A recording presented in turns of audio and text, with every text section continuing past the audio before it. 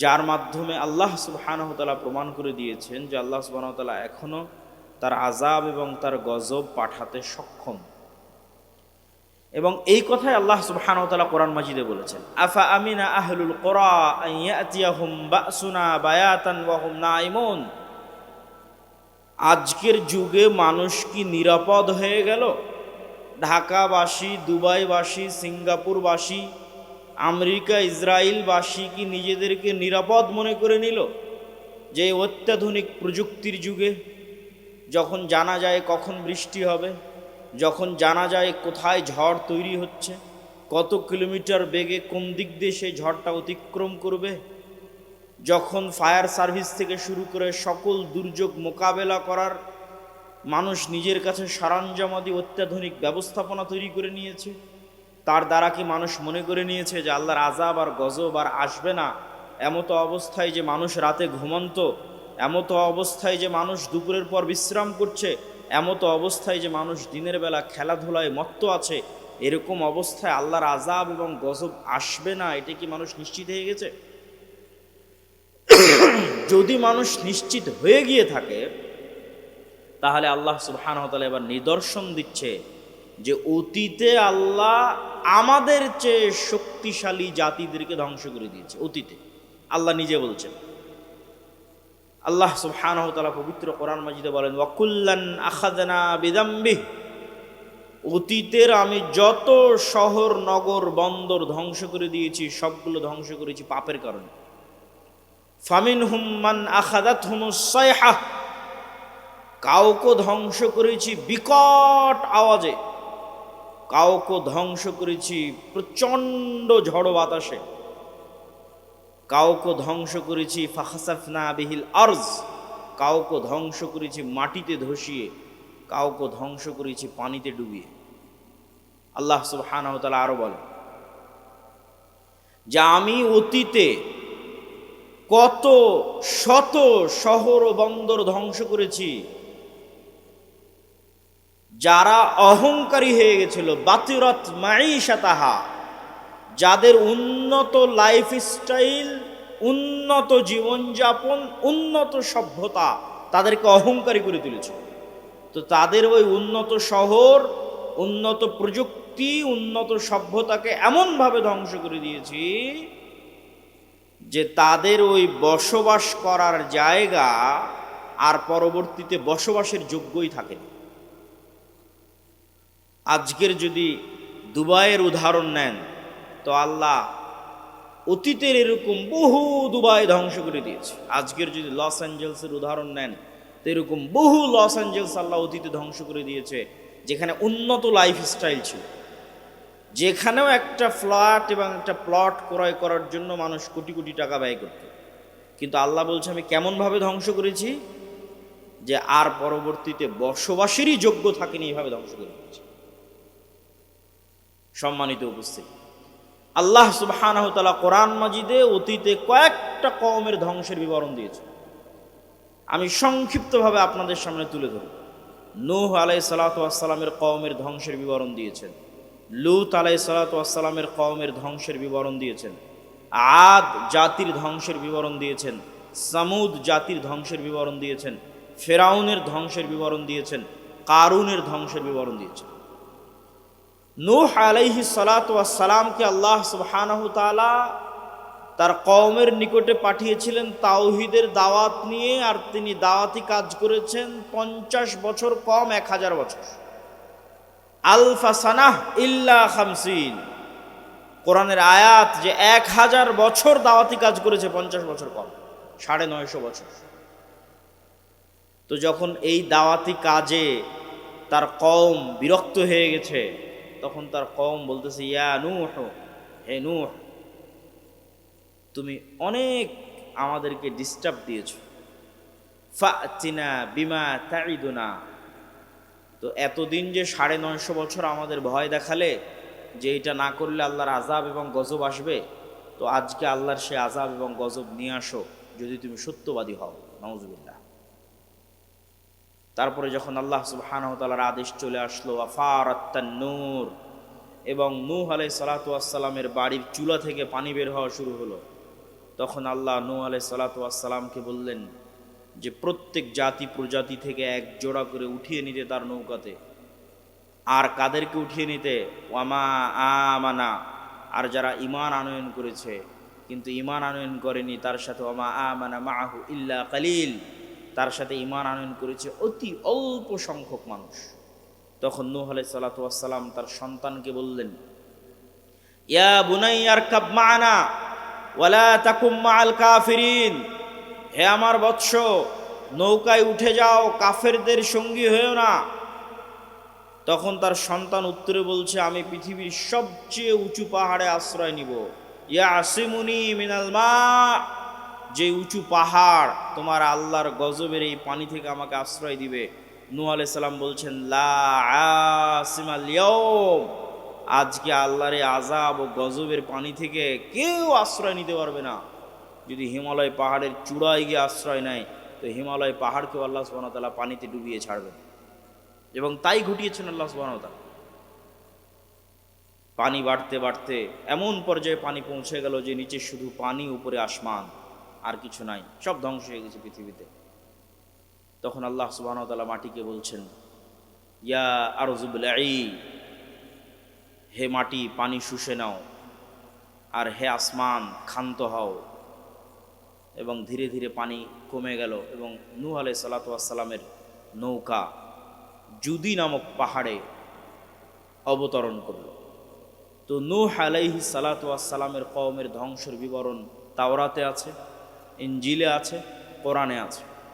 তো নূহ আলাইহিস সালাতু ওয়াস সালামকে যে ভয়াবহ বন্যা দিয়ে আল্লাহ ধ্বংস করেছেন, আজকের লস অ্যাঞ্জেলসের আগুন তার তুলনায় কিছুই কিছুই কিছুই কিছুই না।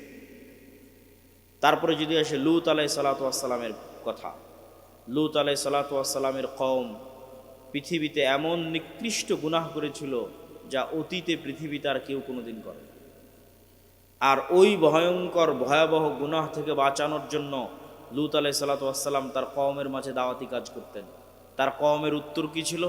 তার কওমের উত্তর এটা ছিল যে তুমি যখন এতই পবিত্র তা আমাদের সাথে থাকার দরকার নেই, আমরা সব অপবিত্র, তুমি পবিত্র, তুমি আমাদের এলাকা ছেড়ে চলে যাও।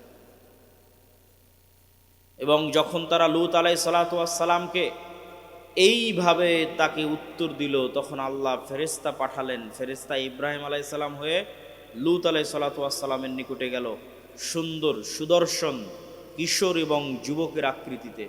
তখন ওই অঞ্চলের যারা মানুষ, নিকৃষ্ট পশুতুল্য মানুষ, তারা তখন তাদের লোলুপ দৃষ্টি এই ফেরেশতাদের দিকে দিল। লূত আলাইহিস সালাম তখনও জানতেন না তারা ফেরেশতা।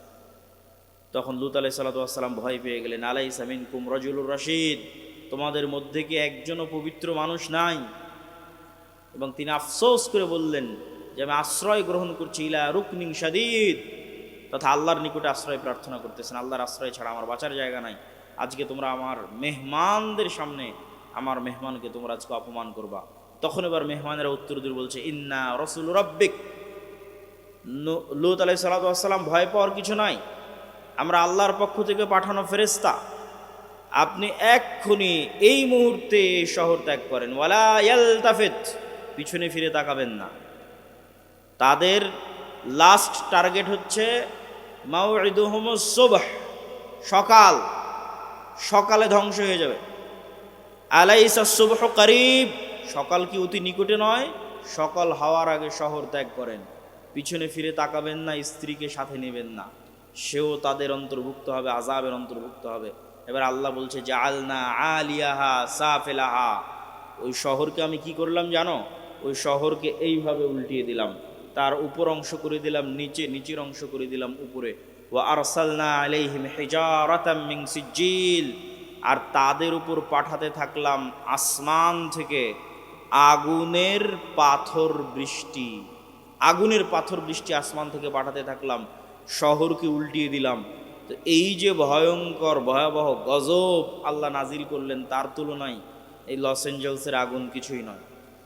এবার 3 আদ জাতি, আর আমি আদ জাতির নিকটে পাঠিয়েছি আখাহুম হুদ, তাদের ভাই হুদকে। আমি আদ জাতির নিকটে পাঠিয়েছি হুদ আলাইহিস সালাতু ওয়াস সালামকে। আর এই প্রত্যেক নবীর দাওয়াত কমন ছিল, ইয়া কওমি ইবুদুল্লাহ, হে আমার কওম, আল্লাহর ইবাদত করো, আল্লাহ ব্যতীত ইবাদতের যোগ্য কেউ নাই। তো আদ জাতি কি উত্তর দিল? আদ জাতিকেও হুদ আলাইহিস সালাতু ওয়াস সালাম বলেছিলেন আল্লাহর ইবাদত না করলে আল্লাহর গজব আসবে। তখন আদ জাতি উত্তরে বলেছিল, মান আশাদ্দু মিন্না কুওয়া।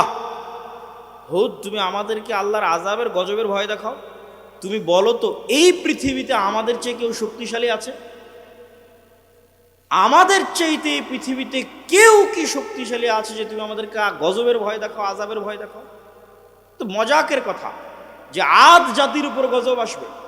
যেমন আমাদের কাছে মজাক মনে হতে পারে আজকের পৃথিবীর সবচেয়ে শক্তিশালী রাষ্ট্র ইসরায়েল, সবচেয়ে শক্তিশালী রাষ্ট্র আমেরিকা, তাদের উপর আবার কি আসতে পারে আর তাদেরকে কে আবার ক্ষতিগ্রস্ত করতে পারে? ঠিক যেভাবে আদ জাতি বলেছিল মান আশাদ্দু মিন্না কুওয়া। তখন আল্লাহ বলেছিলেন আওয়ালাম ইয়ারাও, তারা কি জানে না আন্নাল্লাহাল্লাযী খালাকাহুম, যে তারা যতই শক্তিশালী হোক, যতই উন্নত সভ্যতার হোক, তার শক্তি বাড়তে বাড়তে বাড়তে বাড়তে পৃথিবীর মানুষের শক্তি সভ্যতার যদি শেষ সীমায় পৌঁছে যায়, তবুও লাস্ট রেজাল্ট হচ্ছে আল্লাহ তাদের সৃষ্টিকর্তা আর ওরা সৃষ্টিজীব। তো শক্তি কার বেশি হবে? সৃষ্টিকর্তার বেশি হবে। এটাই যুক্তির কথা, এটাই লজিকের কথা। তো আমেরিকা ইসরায়েলের শক্তি যতই বেশি হোক, আল্লাহ সুবহানাহু ওয়া তাআলা আমেরিকা এবং ইসরায়েলের যদি সৃষ্টিকর্তা হন, তাহলে দিন শেষে শক্তি কার বেশি? আল্লাহর বেশি। তখন আদ জাতিকে আল্লাহ সুবহানাহু ওয়া তাআলা ধ্বংস করলেন বিরিহিন সরসরিন আতিয়াহ, প্রচণ্ড ঝড়ো বাতাস এবং প্রচণ্ড ঠান্ডা, প্রচণ্ড ঝড়ো বাতাস এবং প্রচণ্ড ঠান্ডা। আর এই প্রচণ্ড ঝড়ো বাতাস আর প্রচণ্ড ঠান্ডা বাতাস চলল 1 সপ্তাহ ব্যাপী। এবং এই 1 সপ্তাহ ব্যাপী প্রচণ্ড ঝড়ো বাতাসে তারা হয়ে গেল গোড়া কাটা খেজুর গাছের ন্যায়। যারা বলেছিল তারা পৃথিবীর সবচেয়ে শক্তিশালী, তৎকালীন যুগের সবচেয়ে উন্নত, সবচেয়ে সভ্য নগরীকে আল্লাহ সুবহানাহু ওয়া তাআলা ধ্বংস করে দিলেন। এবার আসি সামুদ জাতির কথা। সামুদ জাতির নিকটে আল্লাহ পাঠিয়েছিলেন তাদের ভাই সালেহকে। সালেহ আলাইহিস সালাতু ওয়াস সালাম একই কথা তার কওমকে বললেন, আর তার কওমকে আল্লাহর নিদর্শন হিসেবে পেশ করলেন নাকাতুল্লাহ, আল্লাহর উটনি। এই আল্লাহর উটনি আল্লাহর জমিনে চলবে, তোমরা একে ক্ষতি করার চেষ্টা করিও না, ক্ষতি করলে আল্লাহর গজব আসবে। ওয়ালাহা শিরবুম মালুম, 6 দিন তোমাদের জন্য কুয়ায় পানি পানের, একদিন আল্লাহর উটনির জন্য। যেই দিন আল্লাহর উটনি পানি পান করবে, সেই দিন উটনি থেকে এই পরিমাণ দুধ হতো যে সমগ্র সামুদ জাতি সেই দুধ দহন করে নিয়ে খেয়ে বাড়িতে নিয়ে শেষ করতে পারত না। আল্লাহু আকবার। কিন্তু এই নিয়ামত তাদের সহ্য হয়নি, তারা অহংকারী। অহংকারী হয়ে সালেহ আলাইহিস সালাতু ওয়াস সালামকে বলছে ফাআকারুহা, কেটে নিয়ে, উটনির পা কেটে নিয়ে সালেহ আলাইহিস সালাতু ওয়াস সালামকে বলছে ফাতিনা বিমা তাইদুনা, আযাবের ভয় দেখাতে। এই যে তোমার আল্লাহর উটনির পা কেটে নিয়েছে, এবার আযাব নিয়ে আসো। কোথায় আযাব? আযাব নিয়ে আসো। ফাখাযাতহুমুস সাইহা, কোথাও এসেছে ফাখাযাতহুমুর রাজফা, বিকট আওয়াজ, এমন বিকট আওয়াজ যে বিকট আওয়াজে তারা হয়ে গেল ওয়াহুম জাসিমিন। মুফাসসিরিনে কেরাম লিখছেন জাসিমিনের অর্থ যে যে যেখানে যে অবস্থায় ছিল সে অবস্থায় থেকে গেল। কেউ চা পান করছিল তো চা হাতে নিয়ে ওভাবেই থেকে গেল, বিকট আওয়াজের সাথে সাথে ওভাবেই মৃত্যু হয়ে গেছে, ওভাবে থেকেও গেছে। কেউ দৌড়াচ্ছিল, ও দৌড়ানো অবস্থায় থেকে গেছে। কেউ খাবার খাচ্ছিল, খাবার খাওয়া অবস্থায় থেকে গেছে। কেউ গোসল করছিল, গোসল অবস্থায় থেকে গেছে। ওয়াহুম জাসিমিন, এক বিকট আওয়াজে পৃথিবীর তৎকালীন পৃথিবীর সবচেয়ে শক্তিশালী সম্প্রদায় এক বিকট আওয়াজে ইনস্ট্যান্ট যে যেখানে যে অবস্থায় ছিল সেভাবে থেকে গেছে, দুনিয়া থেকে বিদায় নিয়ে নিয়েছে। এই ছিল সামুদ জাতির ঘটনা। সম্মানিত উপস্থিতি, নূহ আলাইহিস সালাতু ওয়াস সালাম, লূত আলাইহিস সালাতু ওয়াস সালাম, আদ জাতি, সামুদ জাতি, এই 4টে বড় বড় জাতিকে আল্লাহ সুবহানাহু ওয়া তাআলা 4টে ভিন্ন ভিন্ন ধরনের আযাব দিয়ে ধ্বংস করে দিয়েছেন। আর আল্লাহ আরও বলেছেন আফা আমিনা আহলুল কোরা, আজকের যুগের মানুষেরা কি নিজেকে নিরাপদ মনে করে নিয়েছে যে আল্লাহর আযাব ও গজব আসবে না? যদি নিরাপদ মনে করে নিয়ে থাকে তাহলে তারা যেন তাদের ভুলকে সংশোধন করে নেয়। আল্লাহর আযাব এবং গজব যে কোনো মুহূর্তে আসতে পারে, যে কোনো সময় আসতে পারে। আর লস এঞ্জেলস ক্যালিফোর্নিয়ায় যে আগুন জ্বলতেছে, এরকম আগুনে যদি সারা পৃথিবীও জ্বলে যায় তবুও হক হবে। এই জন্য হক হবে যে সারা পৃথিবীর মানুষের চোখের সামনে, সারা পৃথিবীর সকল রাষ্ট্রনেতার সামনে, BBC, CNN, Al Jazeera, TV channel, Facebook, YouTube সব লাইভের সামনে 60,000 নিরস্ত্র নিরীহ মানুষকে গাজায় হত্যা করা হয়েছে। সারা পৃথিবীর সব রাষ্ট্রপ্রধান দেখেছে, সারা পৃথিবীর সব মানুষ দেখেছে। সবার পক্ষে সম্ভব ছিল এই মহা হত্যাযজ্ঞ আটকানোর, কিন্তু তারা এই মহা হত্যাযজ্ঞ আটকাতে যায়নি, আটকানোর চেষ্টা করেনি। তাদেরকে এর জবাব দিতে হবে। এই এক গাজার উপর যে অত্যাচার চালানো হয়েছে, এই অত্যাচারে যদি সমগ্র আমেরিকা, সমগ্র ইউরোপ আর সমগ্র ইসরায়েল জ্বলে পুড়ে যায়, তবু আল্লাহ সুবহানাহু ওয়া তাআলার জন্য এটা হক হবে। এবং আল্লাহ এটা বলেছেন, কোরআনেই বলেছেন যে আল্লাহ সুবহানাহু ওয়া তাআলা যখন কোনো শহর ও বন্দর ধ্বংস করেন, তখন আল্লাহ অত্যাচার করেন না, বরং তারা অত্যাচারী ছিল তাই ধ্বংস করে দেন। সম্মানিত উপস্থিতি, এইটি থেকে আমাদের শিক্ষা নিতে হবে, মুসলমানদের শিক্ষা নিতে হবে যে আমরা যে কোনো মুহূর্তে আল্লাহর আযাব এবং গজবের শিকার হতে পারি। যে অশ্লীলতা, যেই বেহায়াপনায় লূত আলাইহিস সালাতু ওয়াস সালামের কওম ধ্বংস হয়েছিল, ওই বেহায়াপনা, ওই অশ্লীলতাও বাংলাদেশে ঢুকানোর চেষ্টা করতেছে শয়তানের দোসরেরা। এমনও রাজনৈতিক দল বাংলাদেশে আছে যারা তাদের দফার মধ্যে যুক্ত করে দিয়েছে যে তারা রেইনবো নেশন তৈরি করবে, রংধনু জাতি তৈরি করবে। তো নেলসন ম্যান্ডেলা আফ্রিকায় রংধনু জাতি তৈরি করতে গিয়ে এই লূত আলাইহিস সালাতু ওয়াস সালামের কওমের অশ্লীলতাকে প্রমোট দিয়েছিল। আজকের এই ধরনের রাজনৈতিক দলগুলো আবার পদ তৈরি করেছে লিঙ্গ সমতা, লিঙ্গ ন্যায্যতা নামে একটা পদ তৈরি করেছে। নাউজুবিল্লাহ মিন যালিক। এর প্রত্যেকটার পিছনের উদ্দেশ্য হচ্ছে ইবলিসের যে স্কিম আছে, শয়তানের যে পদক্ষেপ আছে, সেটা বাস্তবায়ন করা। তবে হ্যাঁ, তাদের জন্য অনেক বড় ধাক্কা, এই সমস্ত শয়তানের অনুসারীদের জন্য অনেক বড় ধাক্কা যে তাদের আব্বার দেশে তাদের বিরোধী লোক চলে এসেছে। তার মানে তাদের সবগুলোর আব্বা হচ্ছে আমেরিকা। আর আমেরিকার নতুন প্রেসিডেন্ট ডোনাল্ড ট্রাম্পের প্রথম আদেশ যে পৃথিবীতে তৃতীয় লিঙ্গ বলে কিছু নাই, লিঙ্গ দুটেই, নারী আর পুরুষ। আমেরিকার জন্য ডোনাল্ড ট্রাম্পের প্রথম আদেশ। এত ভয়ঙ্কর আদেশ হওয়ার কারণ, এটার প্রেক্ষাপটও আপনাদের জানা থাকা উচিত। এই সমস্ত যে রাজনৈতিক দলগুলো আছে এদেরকে উত্তর দেওয়ার জন্য জানা থাকা উচিত। সেটা হচ্ছে ইলন মাস্ক। ইলন মাস্কের নিজের সন্তান তার বাপকে বলছে, ইলন মাস্কের নিজের সন্তান তার বাপকে বলছে, আমাকে যদি অপারেশন করে ছেলে থেকে মেয়েতে রূপান্তর না করা হয় আমি আত্মহত্যা করি। নাউজুবিল্লাহ। ইলন মাস্ক ছেলের জীবন বাঁচাতে অপারেশনের অনুমতি দেয় আর দুনিয়ার মানুষকে বলে যে আমার ছেলে মারা গেছে,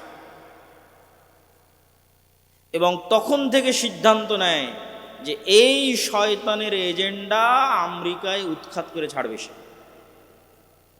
এই যে ক্ষোভ, তার যে কষ্ট, যে সন্তান বাপের সামনে যদি এই ধরনের কথা বলে, বাপের কি রকমের কষ্ট হতে পারে, এটার নাম দিয়েছে Elon Musk virus, woke virus. ওই রাগে, ওই ক্ষোভে টুইটার ক্রয় করে নেয়, আর ওই রাগে, ওই ক্ষোভে রাজনীতিতে যোগ দেয় এবং ডোনাল্ড ট্রাম্পের সাথে যুক্ত হয়। এই জন্য ডোনাল্ড ট্রাম্প ক্ষমতায় এসে প্রথম অধ্যাদেশ জারি করেছে, কোনো তৃতীয় লিঙ্গ বলে কিছু নাই, হয় নারী আর পুরুষ, এর বাইরে আর কিছু নাই, কোনো ট্রান্সজেন্ডার নাই, কিচ্ছু নাই।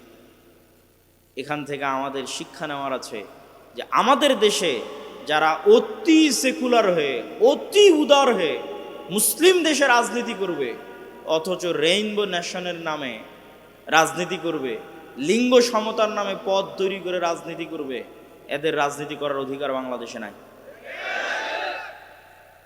আমি ওই দলকে নাম না নিয়ে উদাত্ত আহ্বান জানাবো যে বাংলাদেশের মানুষের মনোভাব, বাংলাদেশের মানুষের সামাজিক মূল্যবোধ বুঝার চেষ্টা করতে হবে।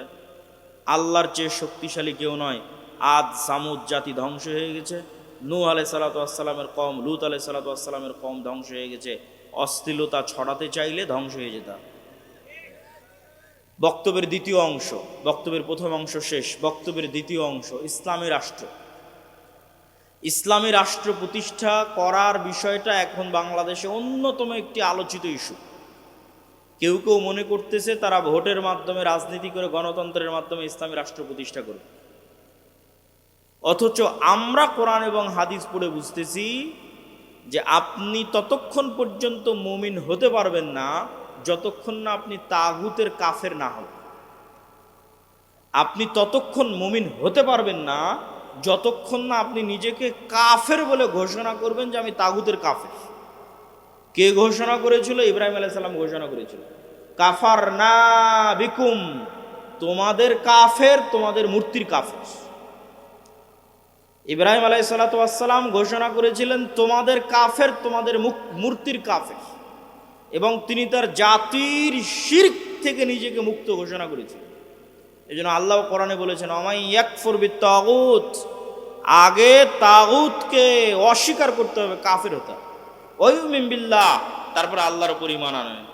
আপনি যদি বলেন যে আমি রাষ্ট্রে ইসলাম প্রতিষ্ঠা করতে চাই, তো রাষ্ট্রে ইসলাম প্রতিষ্ঠার সবচেয়ে বড় শত্রু যেগুলো, এগুলোর কাফের হতে হবে। তো রাষ্ট্রে ইসলাম প্রতিষ্ঠার সবচেয়ে বড় শত্রু হচ্ছে গণতন্ত্র, রাষ্ট্রে ইসলাম প্রতিষ্ঠার সবচেয়ে বড় শত্রু হচ্ছে সমাজতন্ত্র, রাষ্ট্রে ইসলাম প্রতিষ্ঠার সবচেয়ে বড় শত্রু হচ্ছে সেকুলারিজম, ধর্মনিরপেক্ষ মতবাদ। মানুষ বলে গত 16 বছর অমুক এটা করেছে, গত 16 বছর অমুক এটা করেছে। এইটা কেন কেউ বলে না গত 16 বছর কি দেশ ইসলামী আইন অনুযায়ী চলতো? কথা বলেন, ইসলামী আইন অনুযায়ী চলতো? গত 16 বছর দেশ চলতো গণতান্ত্রিক নিয়ম অনুযায়ী, তাই নয় কি? গত 16 বছর দেশ চলতো ধর্মনিরপেক্ষ মতবাদ অনুযায়ী। তাহলে গত 16 বছরে আয়নাঘর কোনো ব্যক্তি তৈরি করেনি, গণতন্ত্র নিজে তৈরি করেছে। গত 16 বছর হাজারো লক্ষ মানুষকে গুম কোনো ব্যক্তি করেনি, ধর্মনিরপেক্ষ মতবাদ নিজে খুন এবং গুম করেছে। কিন্তু এইটা মুসলমানদের বুঝতে দেওয়া হয় না। মুসলমানদের সামনে একটা মূলা ঝুলিয়ে দেওয়া হয়, যখনই সিস্টেম কাজ করে না তখন ওই সিস্টেমের যে প্রধান থাকে ওর উপর রাগ উঠিয়ে দেওয়া হয়। তারপরে প্রধান যখন সরে যায় রাগ শেষ, সিস্টেম তো উঠেই আছে। আপনাকে বুঝতে হবে যে গুণ, খুম, আয়নাঘর সিস্টেম তৈরি করেছে, গণতান্ত্রিক সিস্টেম তৈরি করেছে, সেকুলার সিস্টেম তৈরি করেছে। এই সিস্টেম যদি থাকে জুলুম থাকবে, এই সিস্টেম যদি থাকে অন্যায় অবিচার থাকবেই থাকবে।